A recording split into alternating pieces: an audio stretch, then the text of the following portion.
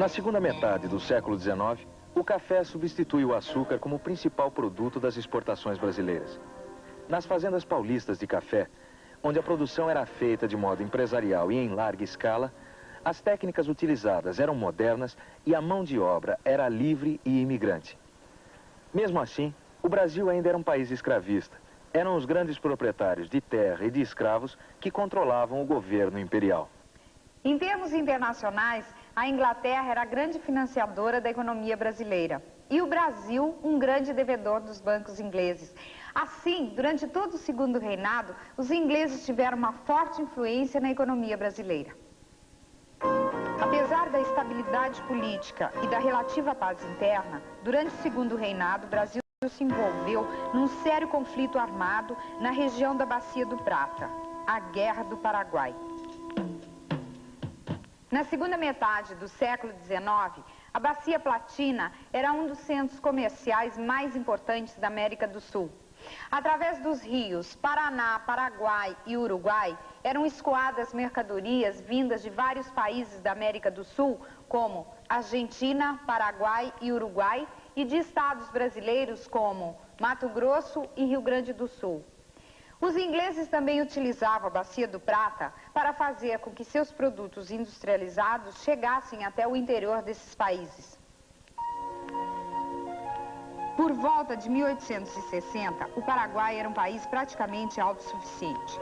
Não dependia da importação de produtos industrializados e produzia praticamente tudo o que necessitava. Além disso, possuía redes de estradas de ferro, linhas telegráficas, fábricas e estaleiros. Não tinha dívidas externas e já havia abolido a escravidão e o analfabetismo. Suas pequenas propriedades agrícolas eram bastante produtivas. Seu comércio com países vizinhos e com a França era intenso.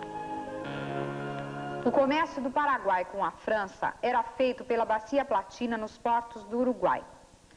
A política econômica independente do Paraguai e o seu desenvolvimento interno constituíam um forte empecilho para a penetração e o domínio inglês no mercado paraguaio. Além disso, a Inglaterra se sentia prejudicada pela concorrência paraguaia no comércio com os outros países da América do Sul. O Paraguai, por sua vez, protegia sua produção industrial, cobrando altas taxas alfandegárias para a entrada de produtos estrangeiros. E quando necessitava de produtos industrializados, o Paraguai comercializava com a França ou com países sul-americanos.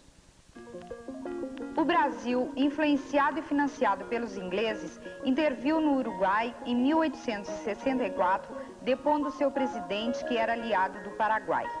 O novo governo uruguaio, atendendo aos interesses ingleses, impediu os paraguaios de comercializarem em seus portos.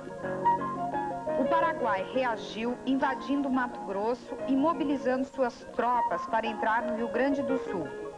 Em 1865, o Brasil se uniu à Argentina e ao Uruguai, formando a Tríplice Aliança, para iniciar a guerra contra o Paraguai. A guerra durou 5 anos e terminou com a completa destruição do Paraguai. Sua população masculina foi praticamente eliminada. Restaram apenas velhos, mulheres e crianças. Suas plantações foram destruídas, suas fábricas desativadas. Só restava a fome, a miséria e as epidemias. Como se não bastasse, o Paraguai teve ainda que indenizar os países vencedores. Endividados e sem condições de se reerguer, os paraguaios se submeteram ao domínio dos ingleses, que tomaram conta de suas estradas de ferro, estaleiros, indústrias e de milhares de hectares de terra. Para manter a guerra contra o Paraguai durante 5 anos, os países da Tríplice Aliança, Brasil, Argentina e Uruguai, contraíram enormes empréstimos dos bancos ingleses. No final da guerra, Brasil, Argentina e Uruguai estavam totalmente endividados com a Inglaterra. Nesse período, grande parte das exportações de café do Brasil, que alcançava altas somas, se destinava ao pagamento da dívida externa brasileira.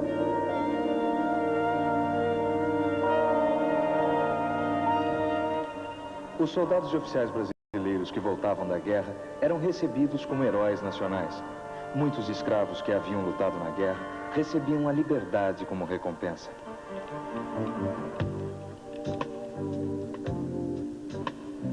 Porém, os soldados voltavam muito pouco orgulhosos com os resultados da guerra e bastante descontentes com o governo imperial.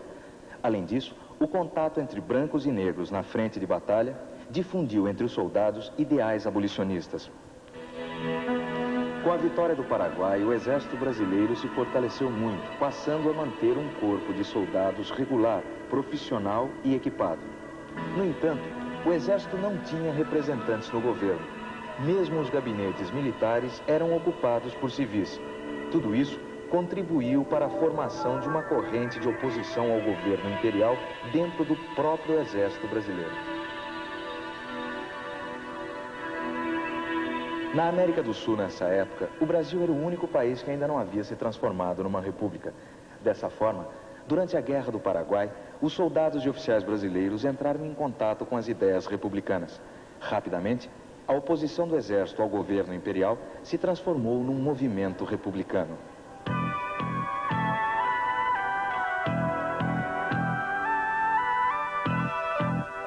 Havia ainda outros grupos nacionais que defendiam a abolição e a república. Na década de 1870, os latifundiários paulistas e mineiros já organizavam partidos políticos republicanos como o PRM, Partido Republicano Mineiro, e o PRP, Partido Republicano Paulista.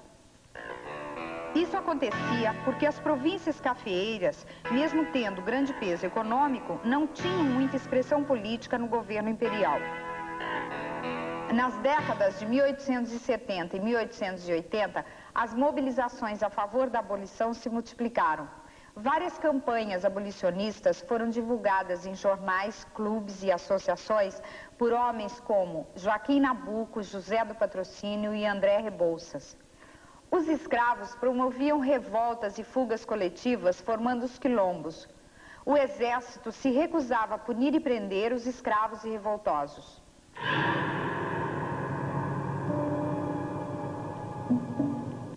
No entanto, o governo imperial resistia às inúmeras pressões sociais e políticas internas e externas e não decretava o fim da escravidão no Brasil. Isso acontecia porque, nessa época, a maioria do gabinete ministerial, do Senado e da Câmara dos Deputados era composta pelos conservadores, que representavam os latifundiários escravistas.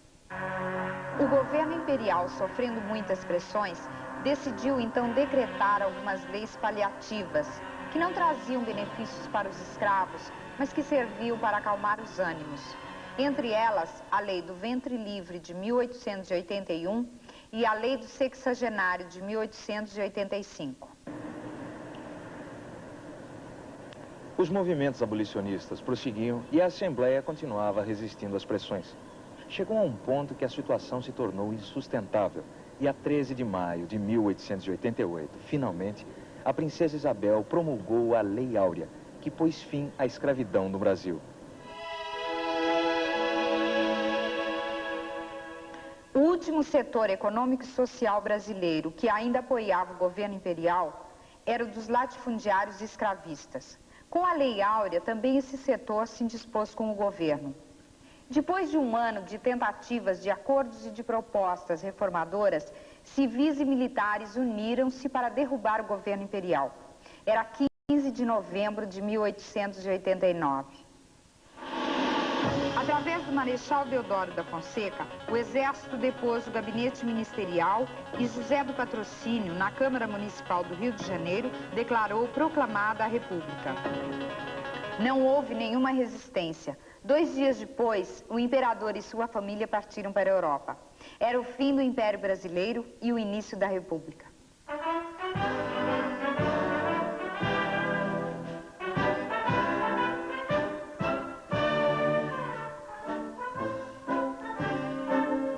O tema do próximo programa é o imperialismo capitalista. Até lá!